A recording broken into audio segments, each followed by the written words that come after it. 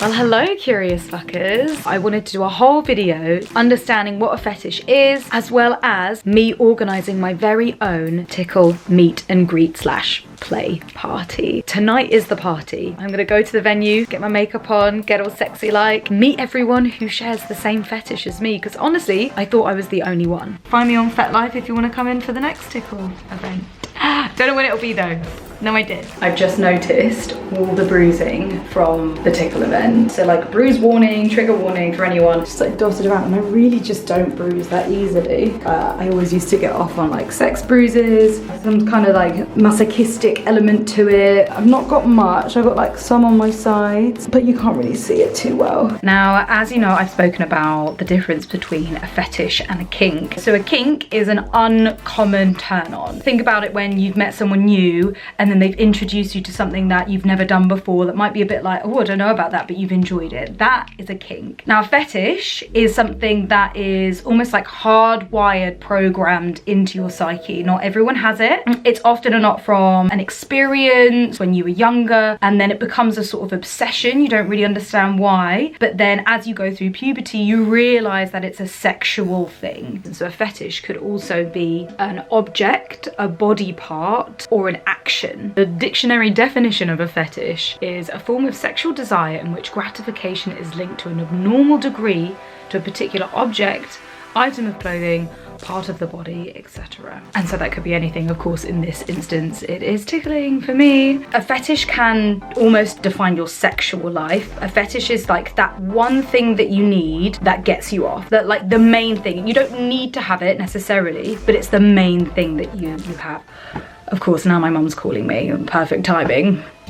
Fuck. All right, well, that's it. My mum's next door. Cool. Even now, I'm like, how am I going to talk about this while my mum's next door? I think a lot of what is like shameful about a fetish is because it happens in your childhood, but understanding that a fetish is not your fault. Now, this is really hard to talk about, and I can hear my mum in the other room, so it's really fucking difficult. So the more open that I was about my dad tickling me when I was younger, the easier it was for me to understand where my fetish came from. And of course, like I still struggle talking about it now, talking about it with my therapist and understanding that that was like a form of intimacy that I wanted, not necessarily from him, but that was like a closeness, like attention that I was getting from him at that time that manifested in something like that. So I don't really remember him doing this like at all. Like it wasn't off very often because my mum and dad separated when I was 8, so he wasn't around. Thank God my therapist is just a fucking dreamboat, because she made me realize like it doesn't mean to say that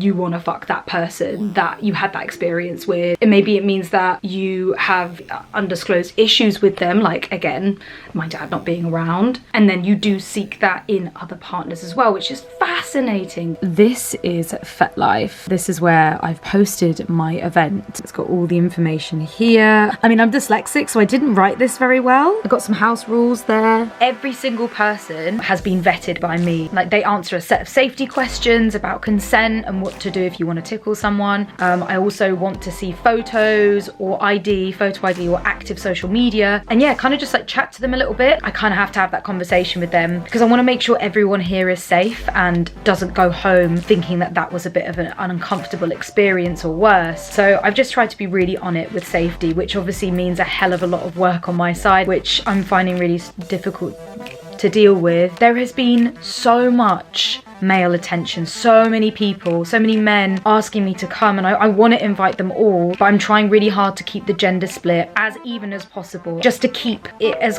a comfortable environment as possible, especially if we don't know who's coming. This isn't a ticketed event. It's not for the public. It's private. It's my party. I need to be held responsible if something goes down. These are the messages just from today. I've messaged a few back. I mean, this is all the messaging I've been doing this week. So this was 2 days ago. It's just been insane, and I really got to get my skates on and head off. Oh god, I can't wait. It's gonna be so exciting. I don't feel so alone anymore. Oh my god, check this out. Oh my fucking god.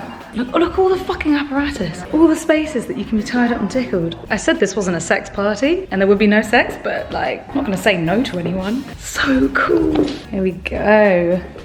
Oh my fucking God. And on top of that, I got recognized on the tube by a girl who was like, I love your podcast. I was like, give me a hug. So lovely. Let's get it on. Get some mood lighting in here. Woo!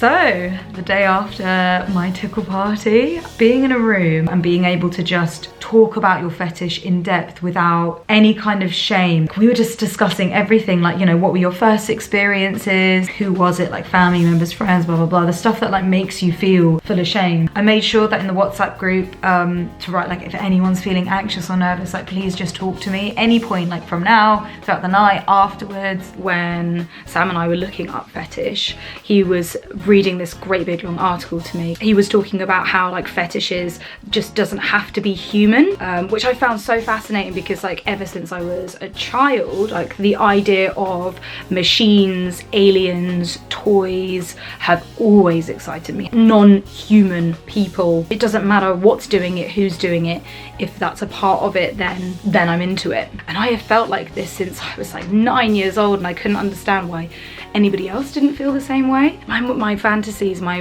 wants, my needs were always super extreme, and there are today.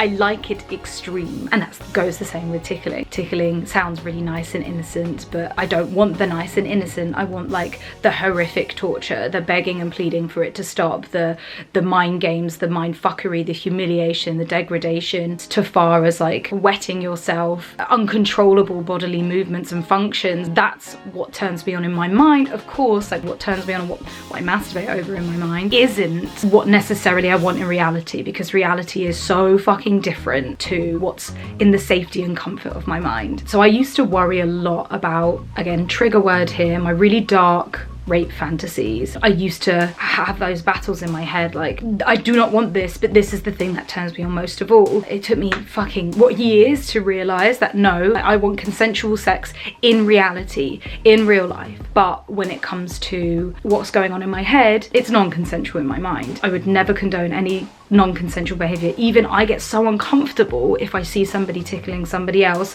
without full consent. Like, it makes me feel physically sick, and that includes children. So whenever I see it on like in the play park or like with friends or like on the TV, I'm literally sitting there like cringing, because to me that feels and looks like rape, and I can't handle it, and it's horrible. And I freaked out before, like once at university, one of my housemates was non-consensually tickling my other housemate.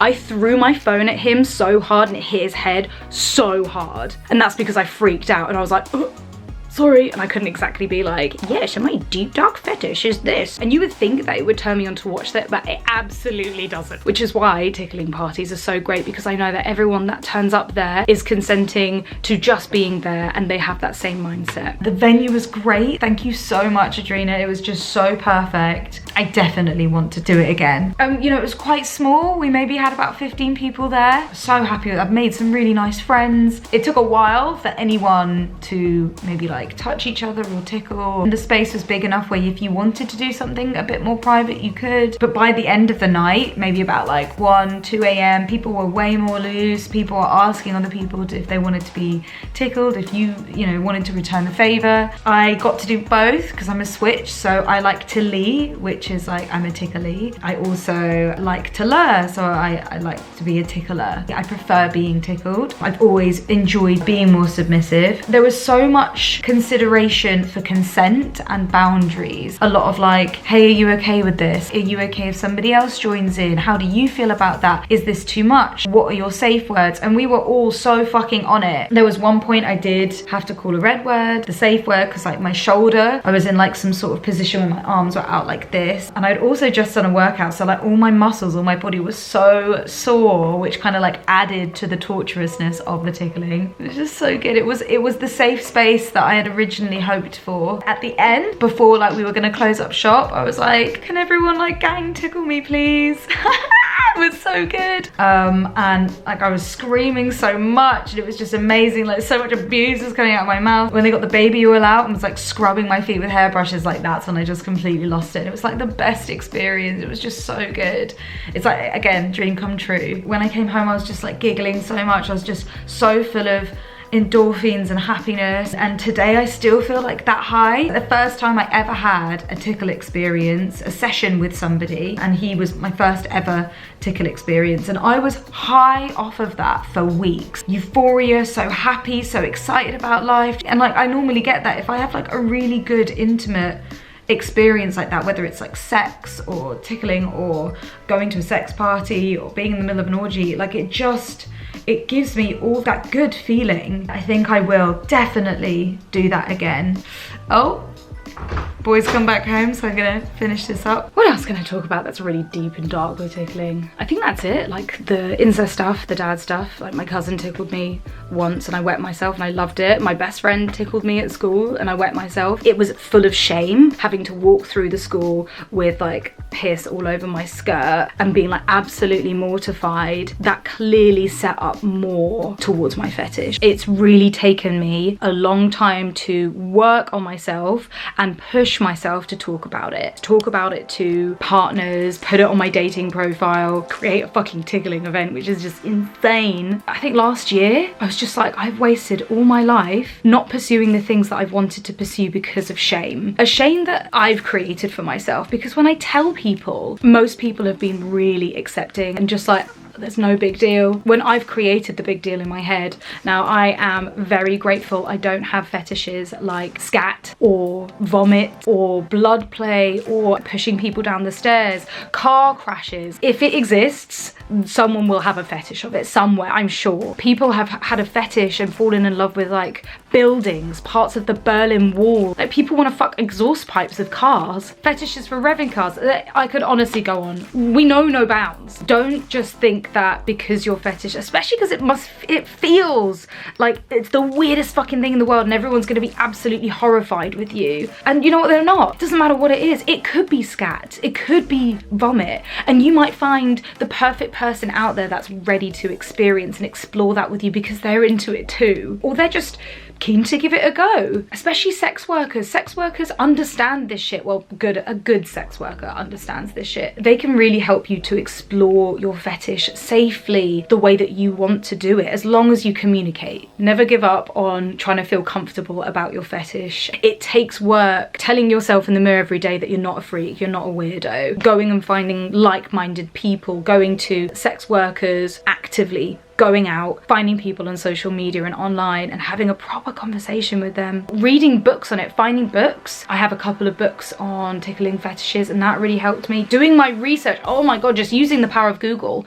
and looking at research online really helped me understand my psyche and made me realize that I wasn't disgusting and fucked up and an absolute freak for liking all the really fucked up things that I do. In all honesty, fetishes are probably created through shame. Most of the shit that turns us on so much is buried in shame anyway. Anyway, before I scream the walls down and my mum's like, what the fuck? If you have a fetish, like say it loud and proud in the comments below, or use emojis if you want to say your fetish but without actually saying your fetish, because that can really help as well. Or if you share tickling fetish, then please raise your hand, because it feels like there's so few of us, but we're in a fucking world of like, what, 9 billion fucking people. There will be hundreds of people out there, if not thousands, of people exactly the same as you, into the exact same thing for the exact same reason. Yeah, that really inspirational music can pipe down. Love you all so much.